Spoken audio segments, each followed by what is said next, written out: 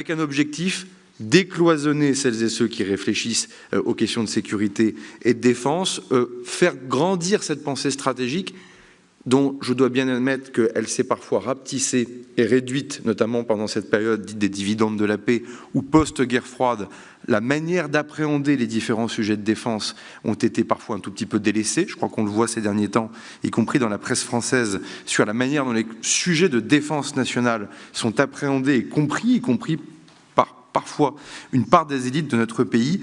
Et donc, au fond, on a besoin d'un réveil et le réarmement avant les armes, avant les pourcentages de produits intérieurs bruts, avant les milliards d'euros, c'est avant tout un réarmement intellectuel. Et puisque nous sommes dans le prestigieux amphithéâtre Foch de l'école militaire, je rappelle que c'est avant tout là qu'a été pensée une partie de notre réarmement à nous autres Français dans les années 60. Je manquerais à mes devoirs si je ne le redisais pas une fois de plus, tirant justement les conclusions du passé, se réappuyant aussi sur un certain nombre de travaux stratégiques. Je n'en serai pas plus long sur ce point. Alors, peut-être pour nourrir un peu les débats qui vous attendent, les conversations qui vous attendent pendant ces rencontres, j'aimerais moi verser quelques contributions et permettre non pas d'organiser le dialogue stratégique, mais au moins de le nourrir comme un politique et comme un ministre des Armées qui approche désormais de sa 3e année.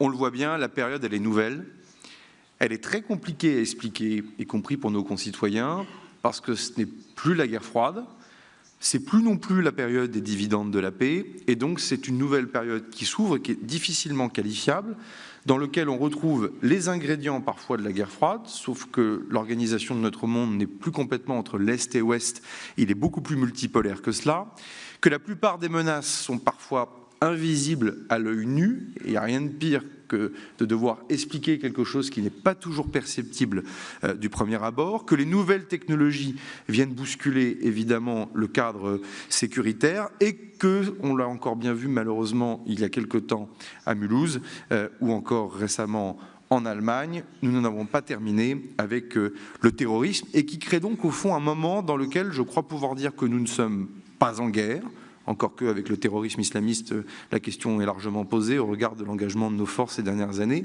Mais enfin, pour autant, nous ne sommes plus en paix.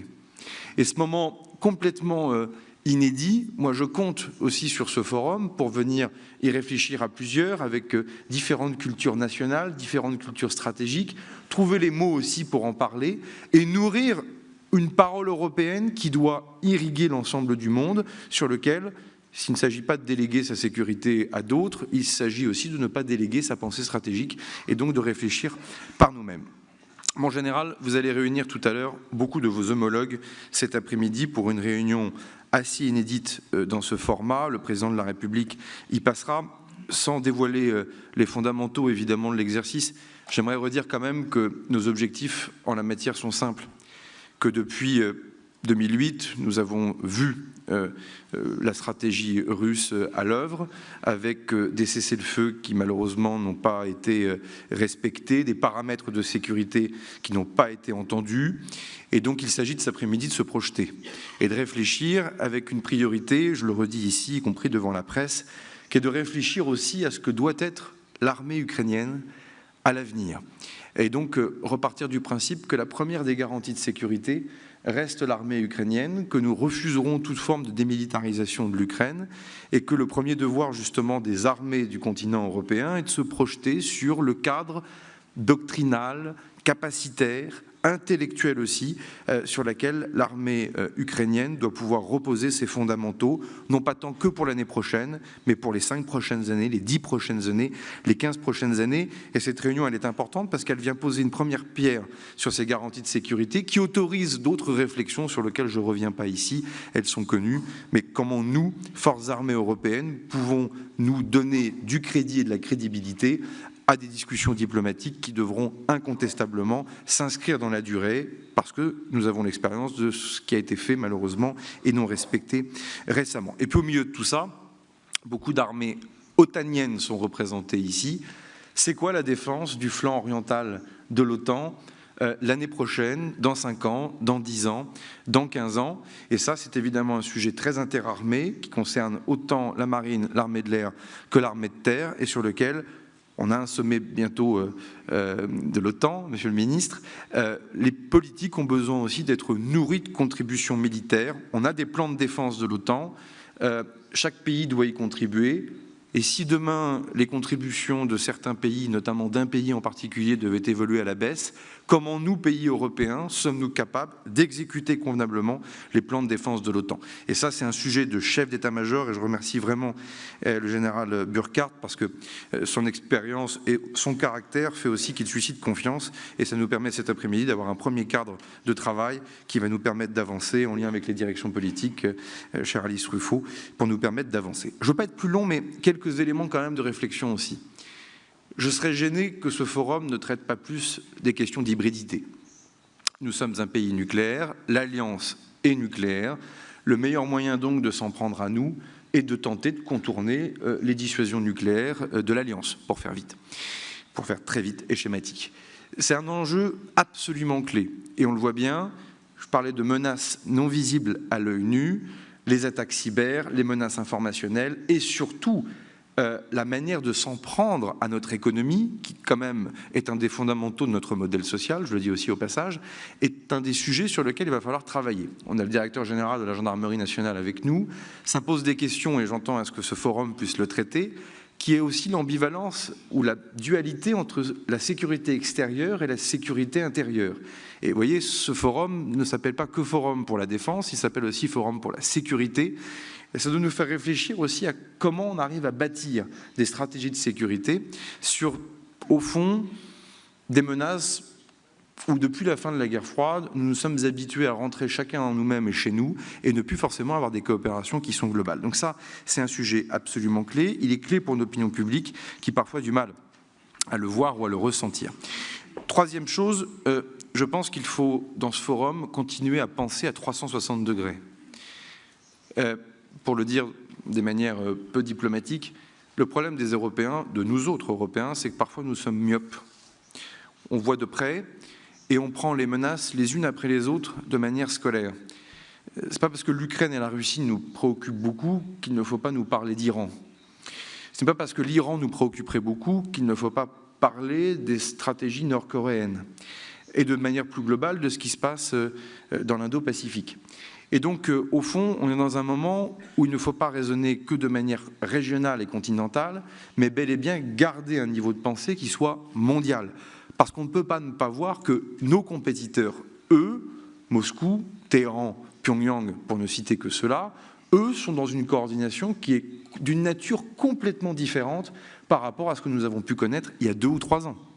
Et donc cet élément s'impose à nous, là où nous sommes encore parfois trop scolaires, on fonctionne de manière trop sectorisée. Sans trahir de secret, mon cher Ruben, on voit bien que les ministériels défense de l'OTAN, on ne traite que du sujet Ukraine-Russie, on a du mal à faire émerger d'autres sujets.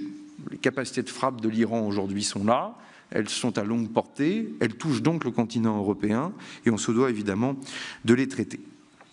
Quatrième élément de réflexion, il y a un éléphant qui est dans la pièce, je le disais en parlant d'hybridité, je le disais en parlant de Corée du Nord et d'Iran, donc de prolifération nucléaire, c'est évidemment la question de l'épaulement, de la coordination entre forces nucléaires, dissuasion nucléaire et forces conventionnelles.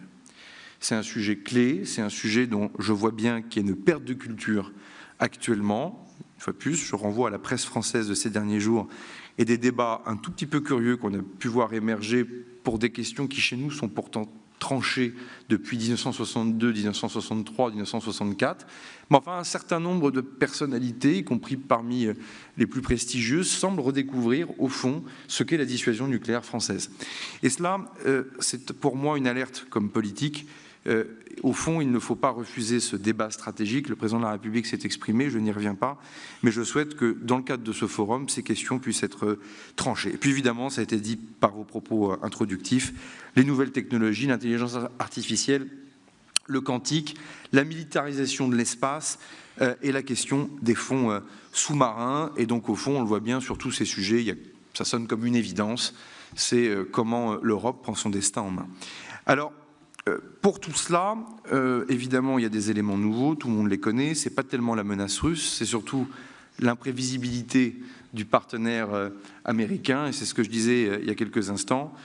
au fond, dans cette séquence historique, guerre froide, dividende de la paix, aujourd'hui une menace russe plus forte que jamais, et en même temps, si les Américains devaient faire évoluer leur posture de défense pour le continent européen et se retourner davantage sur l'Indo-Pacifique, ça pose évidemment la question, qu'est-ce que nous, Européens, nous pouvons faire, y compris en matière industrielle, et nous, en tout cas, nous menons ce débat actuellement, nous autres Français, qu'est-ce que nous, Français, on peut apporter comme contribution supplémentaire à la sécurité du continent européen. Pour tout cela, on a un invité de marque. Aujourd'hui, c'est le ministre de la Défense des Pays-Bas, cher Ruben, qui va s'exprimer dans un instant. Vous allez voir, il fait partie de cette nouvelle génération de leaders politiques européens qui parlent bien, qui parlent cash, qui apportent un rapport aux questions de défense dans nos réunions, notamment à l'OTAN ou à l'Union européenne, qui est complètement différente, avec beaucoup d'énergie, et on a beaucoup d'amitié l'un pour l'autre. Pour moi, c'est la relation bilatérale, une des relations bilatérales qui est fondatrice de ce qui va se passer à l'avenir. Pour plein de raisons d'ailleurs, le chef d'état-major de la marine est là, évidemment l'enjeu maritime, qui est énorme. On a, les Pays-Bas et nous-mêmes, les plus grands ports civils d'Europe, avec nos amis belges. La question de la guerre des mines, la question des menaces hybrides, terroristes ou étatiques sur nos économies portuaires, ce qui d'ailleurs donne lieu à des programmes que nous avons en commun sur la guerre des mines de nouvelle génération.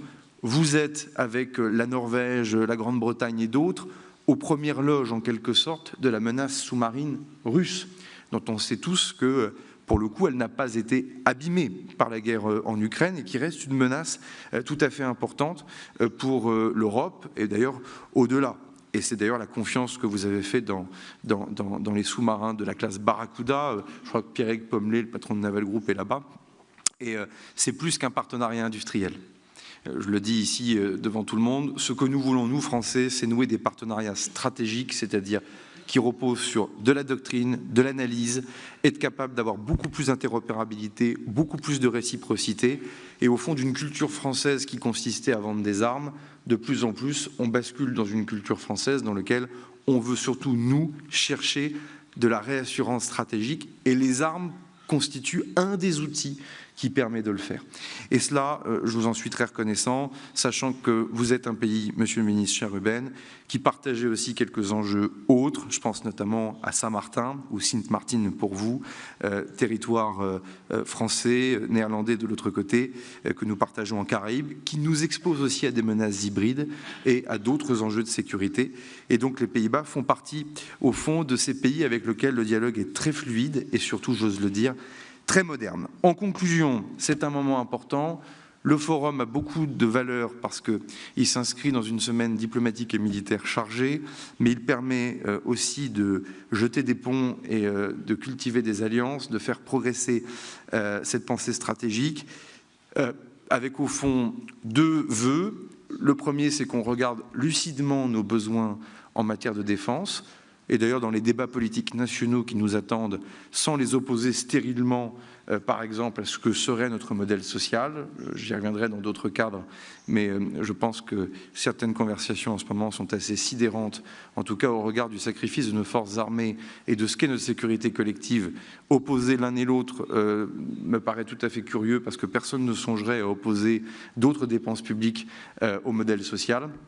Et puis surtout, de ne pas passer au fond d'une forme d'insouciance, comme on a pu le connaître parfois ces dernières années, à une forme désormais de fébrilité. Et je crois, moi, de caractère, mais aussi de culture, en tout cas, je pense, de culture de là où nous sommes, qu'il y a un juste milieu entre l'insouciance et la fébrilité, et je pense que c'est ce qui doit dominer l'esprit et l'ambiance générale de ce forum. Mesdames et messieurs, merci, monsieur le ministre Ruben, merci du fond du cœur d'être avec nous. Merci beaucoup.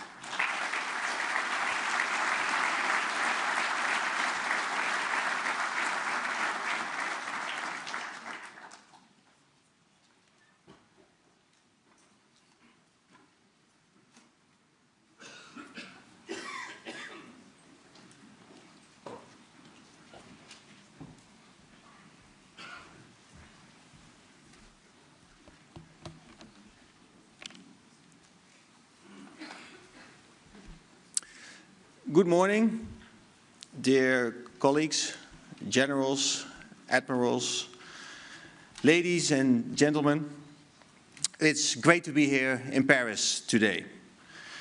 And I would like to thank the French Republic, and especially, of course, Minister Lecornu, dear Sebastien, my good friend, for inviting me to this important forum.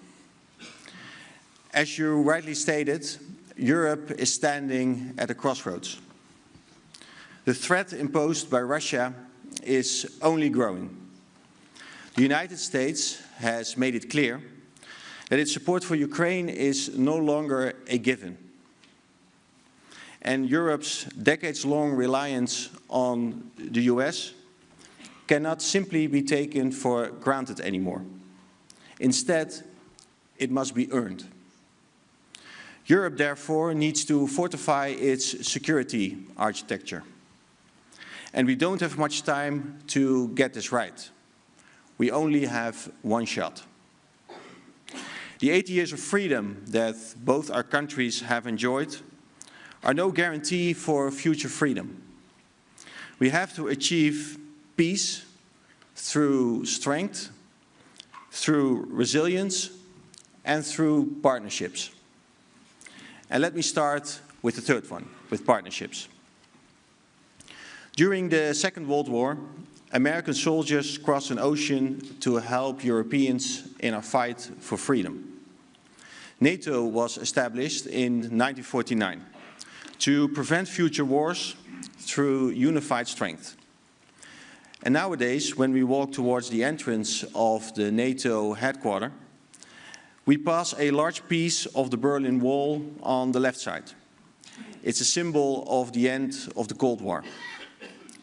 To the right side, we see a twisted and mangled piece of steel from the Twin Towers, which is a reminding of 9/11 and a reminder of the impact of terrorism. It's also a reminder of our American allies asking for our help, and a reminder to European allies answering that call. It's also a reminder of the many soldiers who served in Afghanistan. And for me, particularly, a reminder of the 25 Dutch soldiers who lost their lives in Afghanistan. I cannot help but wonder what relics of war will come to stand next to these 5 to 10 years from now. Will it be a piece of concrete from an apartment building in Kharkiv? Will it be a section of an internet cable from the North Sea? It's impossible to predict. But what I do already know is that our actions in these coming days and coming weeks will be crucial in shaping the next 5 to 10 years. And I applaud the fact that France is showing strong leadership, together with the United Kingdom, as we discuss what we could deliver in terms of security guarantees to Ukraine. I also want to express my gratitude to President Macron's invitation to all EU chiefs of defense. Europe is at the crossroads, and France is stepping up to make sure that we move in the right direction. And we need to keep supporting Ukraine so that citizens can enjoy a just and a lasting peace. President Zelensky should not have to agree to a deal that would result in some sort of interbellum, with aggression constantly looming on the horizon. He needs to negotiate from a position of strength. And allow me to elaborate a bit on how I see peace through strength. Europe can be stronger than we sometimes think. We should not downplay our relevance in the current geopolitical reshuffle of power. Europe can be a force to be reckoned with, economically, morally, culturally, but also militarily. Let's not be too modest about that. The European Union has 27 member states, each with different cultures and histories. And yet we all choose to go in the same direction. Combined, we spend more on financial, military and humanitarian aid for Ukraine than the United States. And we have strong partners who join us in this direction, for example, the United Kingdom and Norway.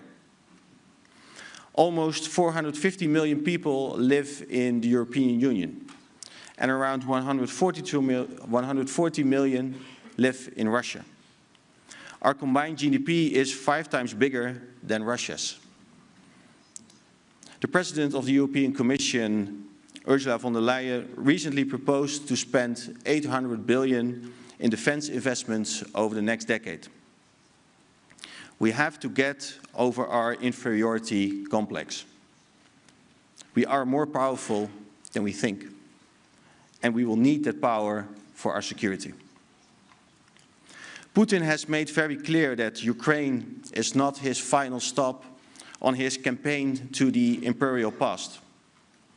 He will continue his aggressive efforts to increase the influence and the territory of the Russian Empire, towards his dream to re-establish a Ruski Mir, or a Russian world.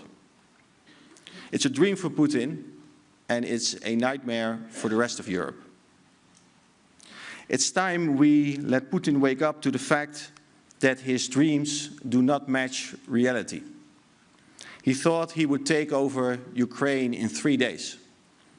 3 years later, he is nowhere near that goal. And with the current speed of progress, it will take him 300 years to take over Ukraine. Putin might claim that he is the voice of the people. But after his invasion, his large-scale invasion of Ukraine, almost 1 million Russians fled their home country. It's a resounding message of no confidence. And the rest of Putin's citizens don't want to fight this war either. He has to bring in soldiers from North Korea. And on top of that, Russia's economy is running dry. And while he had hoped to divide Europe, we have built bridges faster, stronger, and more expansive than ever. Together, we support Ukraine in the fight for freedom, so they can live in an open democracy under the rule of law and with freedom of expression.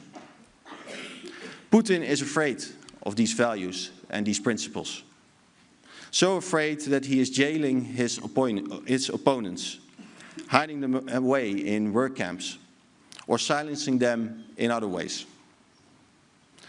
But no matter how brutal this war has become, Ukrainians cannot be silenced. They can't be forced into submission. Ukrainians are fighting at the front line of our freedom and security against Russian tyranny and aggression. It's the front line of the freedom and security of Europe, and therefore of France and the Netherlands.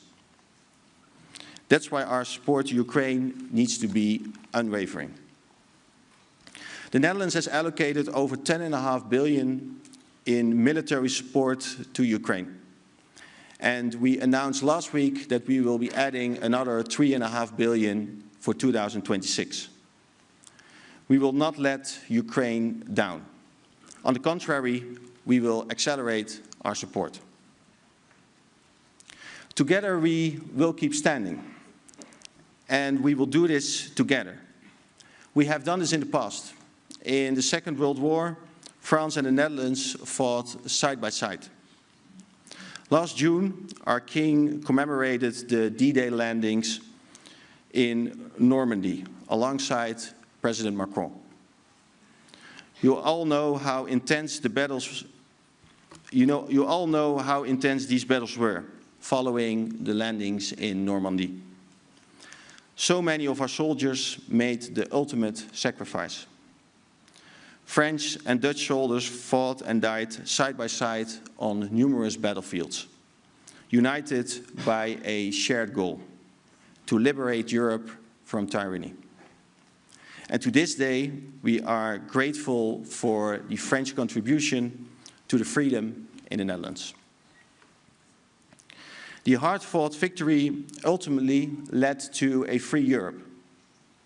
It was a price, a heavy price, that was paid in blood, and many soldiers never returned home.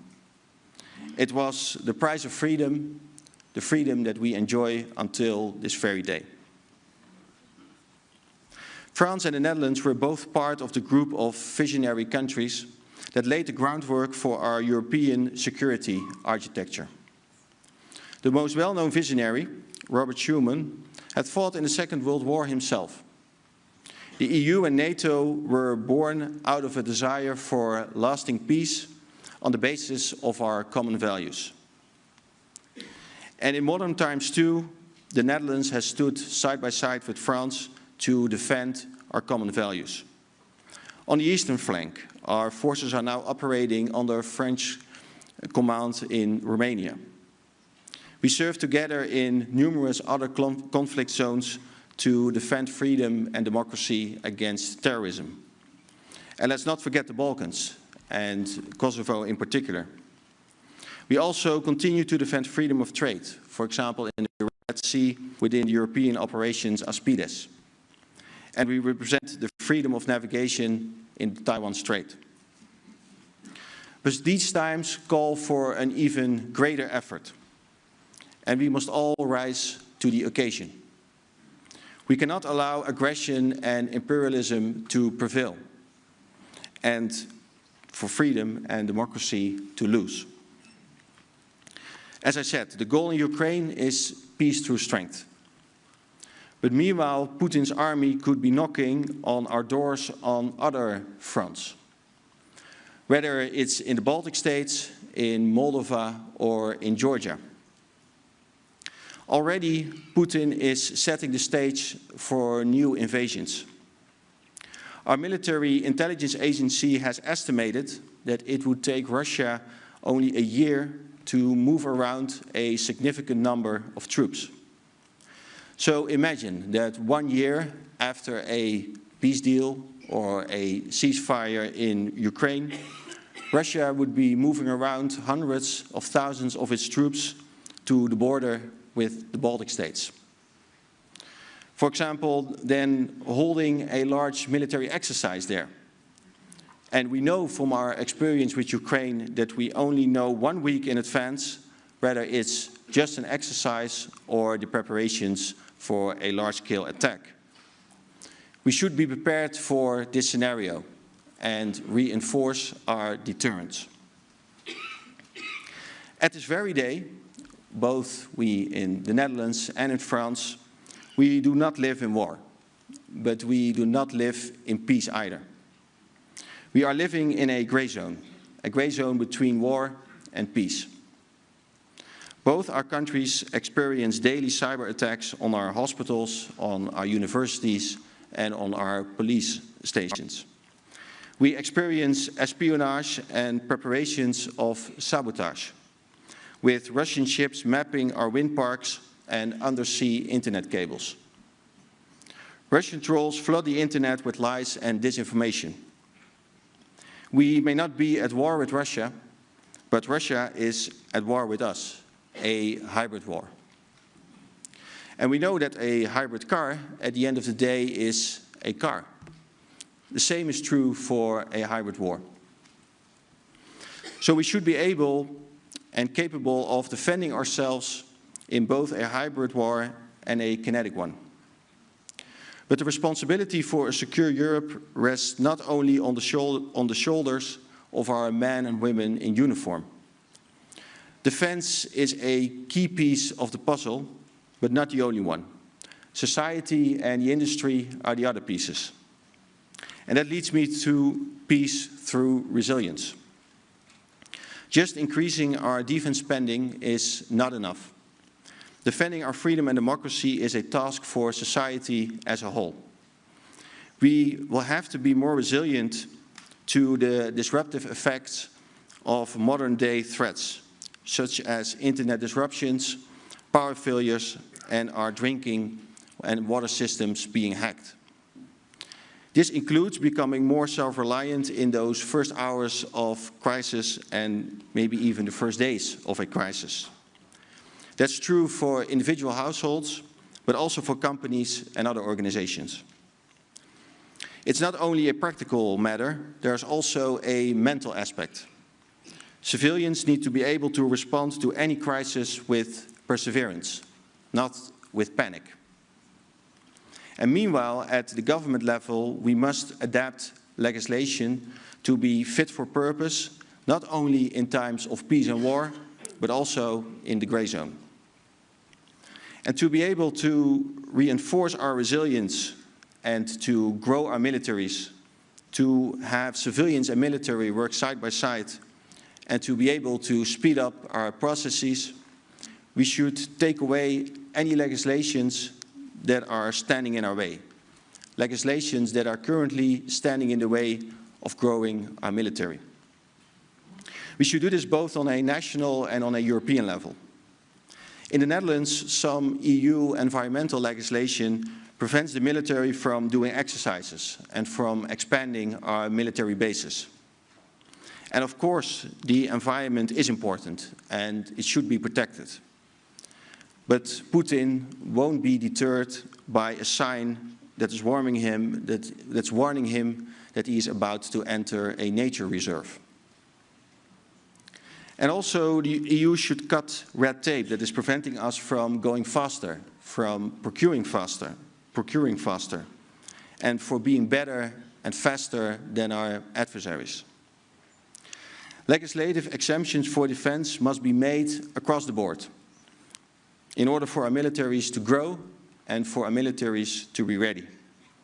And in order to achieve that, we call for a European Defence Readiness Act. In addition, we need to rapidly increase our military production. Europe has already taken steps in the right direction, but much more needs to be done. We have united ourselves in supporting Ukraine and in creating funds for defense spending. Our industry is picking up.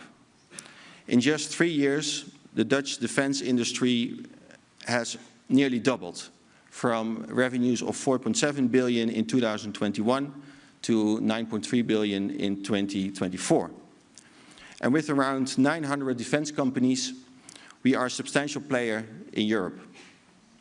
And we are working together with Ukraine to develop the most advanced weapon systems, such as the newest types of drones.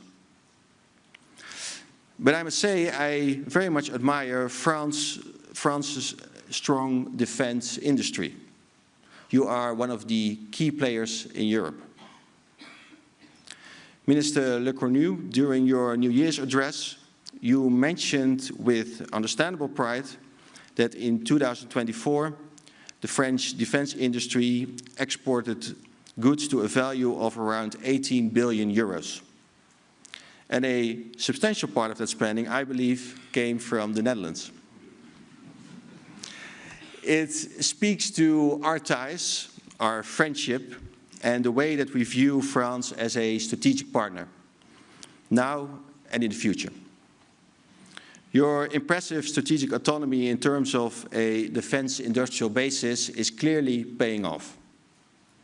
And we are looking forward to seeing our submarines being built by Naval Group, in close cooperation with Dutch suppliers.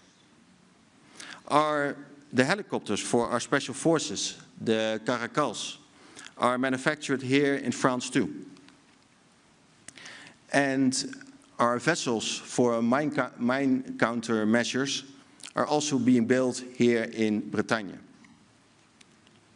Let's make sure that we do what is necessary to massively ramp up our military production in Europe. Because despite all our efforts, it still is not enough.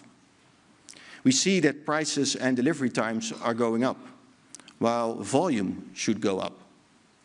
We need to aggregate our demand, turn this into long-term contracts for the industry, and take away any barriers that are delaying production.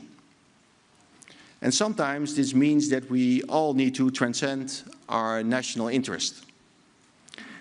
If we make sure that we grow the European pie, then I'm sure that all 27 countries in the EU will have a piece that is much larger than we have right now, with more jobs, with more revenues and with more innovation.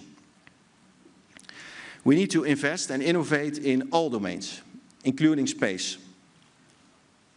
In this domain, we are witnessing many instances of maskirovka, which is Russian military deception. We see spoofing, jamming, accidental explosions, and collisions. It's clear that while we would like to see a free space, and we would like to see others also adhering to that principle, our adversaries and our enemies increasingly and blatantly violate it. We need to take a giant leap in this domain to strengthen our military capabilities, to reinforce our defense, and to increase our resilience. And France, as a leader in space exploration and technology, can play a key role in this effort. We see that innovation in the space domain is now a game changer for Ukraine. And now in Europe, we also need to step up our game. Because Europe should strive for more open strategic autonomy, in all domains. It's up to us to show our friends and foes that we are willing to fight for our values. A strong Europe is the only guarantee of peace on our continent. And of course, the US remains an essential ally. But we cannot assume that the US will support us as they have done over the last decades. We have to take action as a united Europe now. Our strengths combined can make a difference. I want to applaud France's effort for a free and strong Europe. You've always been forward-leading, you dare to be bold, and you dare to be courageous. Ladies and gentlemen, while we are standing at these crossroads, we need to take the right path towards a lasting peace, so that our 80 years of freedom can be extended to 100 years and many years more, for generations to come. We need to achieve peace through strength, peace through resilience, and peace through partnerships. And I'm glad that the Netherlands and France are working as close friends and close allies. Our national motto is, coincidentally, in French, Je maintiendrai. I will uphold. Every Dutch person has this on his or her passport. Many Dutch servicemen and women wear this on their arm. To me, it's a reminder that we need to uphold the values and the principles we hold so dear. Freedom, open democracy, sovereignty, and the rule of law. In other words, nous maintiendrons. Merci.